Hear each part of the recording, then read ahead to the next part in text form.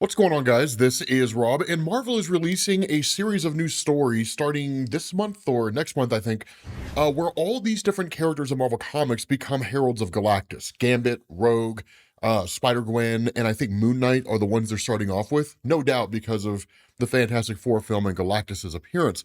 But this one's written by Matt Groom, and this is what's called a proving story, which is to say, Matt Groom has written stories for Marvel over the years, Ultraman versus Avengers, I think it is, but by and large, he's still a relatively new guy to Marvel. And so stories like this go to guys like him as a way to kind of get his toe in the water of writing bigger stories for Marvel and to see how he handles it. So if you guys dig it, you guys should either tweet out to him or Marvel and just be like, give this guy more work. So what this does is this picks up with a planet called Wilhelmine. And basically, the Hulk shows up here, but kind of in his banner form. And everything will be explained here in a little bit, but he really shows up with a word of warning. But what he's been doing here is not just appearing from planet to planet, warning its citizens of the coming of Galactus. What he actually does is he sends them plans to create evacuation ships that can allow them to transport as many people as possible off their world, potentially everybody off their world, so Galactus can consume it. So it's kind of a different take when it comes to someone like Silver Surfer that would only take Galactus to worlds that were suitable to satiate his hunger, but didn't have any sentient life. The problem is that when Banner gets here, the ruling class are just kind of like, we know who you are, right? Like, we know that you're his herald, and we received your warning messages. But here's the thing, we built no ships. That's never going to happen. We, the people of Wilhelmine, do not flee from battle in any form. And that's when Banner's like, oh God, you're one of them. You're one of those idiot races that believe that fighting to the death is some kind of noble, honorable thing, as opposed to like continuing on and just existing.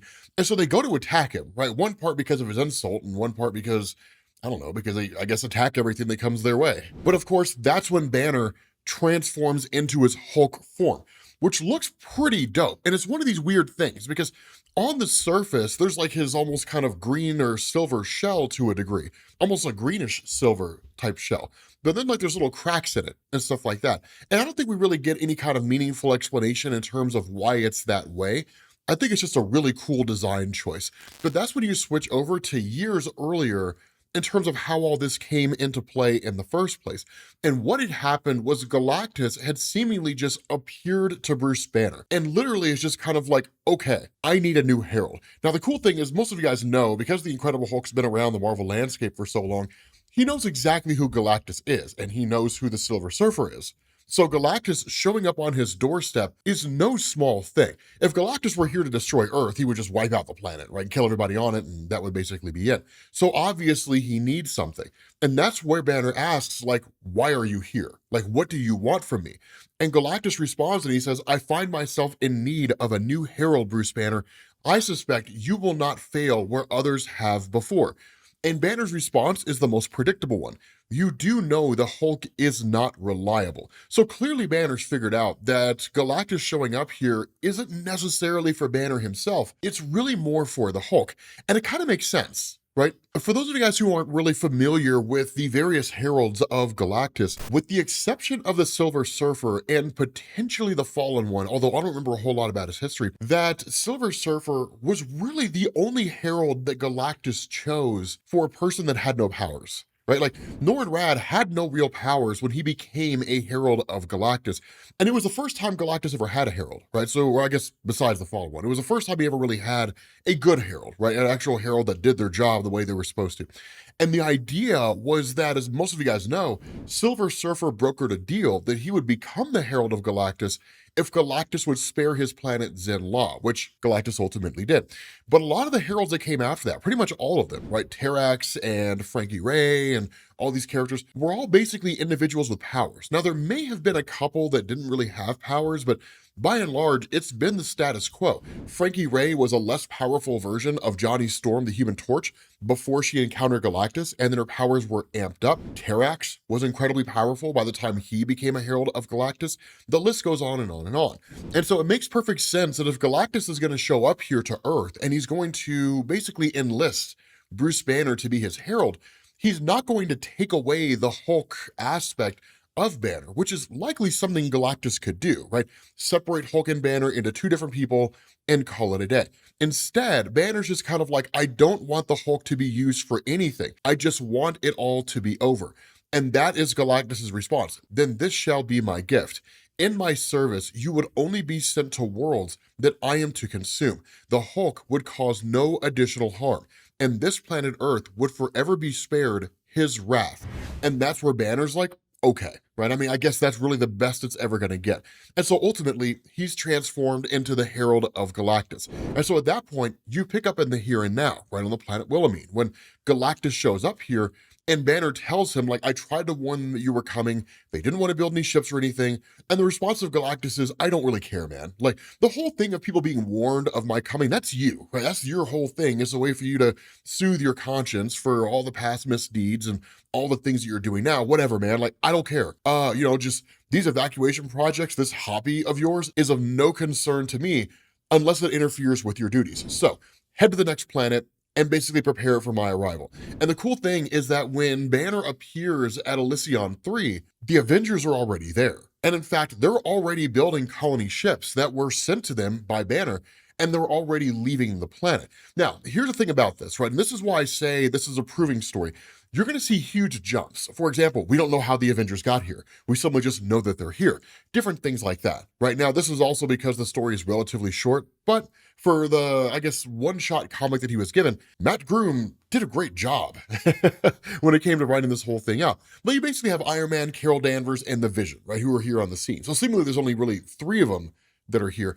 But the fact is, they kind of confront Banner, and it's like, look, I mean, this idea of you sitting out plans for colony ships so people can get off world, that's great and everything, but the nature of these colony ships and the time frame that they have, because Galactus only tells you what world he's going to consume once he's in the process, or at least beginning to consume the current world. So you only have a very short amount of time, a very short window. So the reality here is, you know that these plans that you're sending to other worlds will only allow so many people to be evacuated. Now, that is a very black and white and all or nothing kind of approach, right? Either you evacuate everybody and feel good about it, or you evacuate less people than everybody and you feel bad about it, right? You can't feel good about not evacuating enough people, right? It's a very, I don't know, kind of a weird superhero stance to take. And Banner's idea here, I mean, just by virtue of his actions, is it's better to save some people than to save nobody at all. And it's better to at least let them know Galactus is coming, right? Give them some measure of a warning. And there's a really, really cool statement that he makes here, because he asks, why are Earth's mightiest heroes suddenly, finally concerned with what Galactus does with any other planets besides Earth? And the response of Vision, the Kree and the Skrulls are engaged in war. This world is a crucial outpost. And that's why Banner's just like, there it is, right there. You don't really care about the lives of the people here. You're worried about your assets in your Imperial war games. And that's it, right? Now, of course, Tony Stark tries to muster what little dignity he has left. And it's kind of like, I mean, you're pretty high up on your horse for a guy who's, yada, yada, yada. But it's like, I mean, look, man, the guy makes a legitimate point, right? Like, he makes a fair point. This is just dodging the point, is all Tony Stark's doing. If I ignore what he said and just counter with an arbitrary point, well, then it makes me right. So it's one of those weird ways in which people debate sometimes. But ultimately, like, he puts his hands on Banner, and Banner's like, okay, so here's the thing, man. Like, you don't do that. You don't put hands on me, because if you touch me, I'm going to touch you back. And that's exactly what he does, right? He shows Tony Stark how to reach out and touch somebody, right? Like, grabs him by the arm and just sends him flying across this place and immediately goes on the attack. Now, at that point, Stark's like, okay, Vision, Carol, I need 60 seconds, right? Buy me 60 seconds. And so literally he takes off, and in response, Carol Danvers steps up. Now, Carol Danvers is, I guess, kind of able to tap in to the old binary powers, right? Harnessing cosmic energies. And that's where Banner's just like, you do have cosmic energy inside you, don't you? He's like, I do love cosmic energy, and just siphons all that energy directly off of her and basically kills her, right? At that point, Vision tries to go on the attack, and he's like, oh, so you are upset, right, that I took your friend's cosmic energy. Here, you can have it back. But it's really cool the way it's done, because Hulk goes to punch Vision, and then Vision basically makes himself intangible, but the Hulk's hand is stuck in there. And so ultimately, Hulk's just like, wow, right? Just like a huge blast of energy, because all Vision's intangibility does is protect him from physical attacks and low-level energy blasts. But if the energy blast is of sufficient enough power, he'll be destroyed. And that's exactly what happens here, right? Literally, Hulk just blows a hole in the sky, and the two of them are dead. And that's when Tony Stark steps up. But Tony Stark steps up with the old Hulkbuster suit, right? And that's where Banner's just kind of like, oh, this is adorable. All right, so you're showing up here with his old Hulkbuster suit from like way back when, before I became a Herald of Galactus, with all this new power that I have. And the response of Stark is no, right? This Hulkbuster has been completely upgraded, incorporating technology confiscated from Victor Von Doom. He called it a cosmic harness. Basically, I'm supercharged now, and energy blasts are off the table for you, which means this is just a good old-fashioned knockdown, drag-out fist fight between the two. And Tony Stark never stood a chance. This guy lands a couple of hits, and nothing more. Because as soon as the attack starts, right, like as soon as the fighting starts, he hits Hulk with a couple of energy blasts, he hits him with a punch, and then Hulk's just like, oh, that's so sweet, and just kicks this guy and sends him flying, right, and then grabs his suit and just throws it in the air as hard as he can. Stark never had a chance, right? You're talking about the Incredible Hulk who gets stronger the angrier he gets, and he's amplified by the power cosmic of Galactus. Yeah, man, this fight was over before it even started. The kicker to this is that when he sends Tony Stark flying, Stark flies into the colony ship and ends up breaking it, right? Like the thing crash lands back down into the surface, and all those individuals who are trying to get out are dead, right? Like they're literally going to die here. If they didn't die in the explosion, they're going to die when Galactus starts consuming the world. And Hulk just starts freaking out, right? He's like, everything you touch is corrupted, Tony Stark. You have doomed these people. If you had not been here and you had not initiated a fight, none of this would have happened in the first place. I tried to warn these people of the coming of Galactus. I sent them a means of escape. And because of all of your meddling and just you being you, they are going to die here if they didn't die in the crash. So he's like, I'm going to end you. And that's where Tony Stark makes this revelation where he's like, you know what? Maybe you should. It's about time. He's like, we did you dirty. And where Banner's like, what in the heck are you talking about? The response of Stark is, we knew Galactus took you. He showed up to Earth and he was going to consume it. He was going to destroy the planet. But he agreed to spare Earth and everybody on it if we would hand over the most powerful being that we had on our planet. Now, clearly at this point in time, right, Matt Groom is leaving out guys like Franklin Richards and potentially Matthew Malloy if he exists, and Molecule Man Owen Reese, and any number of those guys. Now, when you're talking about guys like Molecule Man, I mean, Galactus cannot turn him into a herald. He's just way too powerful, right? He would destroy Galactus. Galactus is afraid of Molecule Man. We know that from Al Ewing's run. Oh my God, Al Ewing's run on Ultimates. God, that story was so incredible. But still, right, there's some key players that exceed the power of Hulk that are kind of being left out here. And that's fine, right? We don't need the ins and outs. It's just a moment in time in an alternate reality being covered in this particular story. But ultimately, they're just kind of like, we handed you over, right? Just because of how unstable you are, because of the fact that we cannot predict what the Hulk is going to do. So we agreed to send Galactus to you, and we agreed to let Galactus take you. Because if that happened, the hope was that Galactus could tame you, control you, figure out a way to make you less destructive. But the reality here is not even Galactus can do that.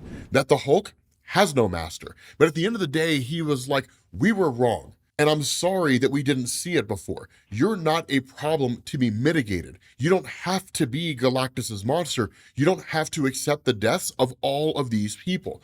You have a choice. And so what ends up happening is that he just kind of like takes off and rescues this girl and these other people who survived this crash. And he knows Galactus is coming. And so that's where he says, like, Galactus, he's inevitable. And that's where Tony Stark's like, he's not. That's just what he needs you to think, because there's only one thing that's truly inevitable.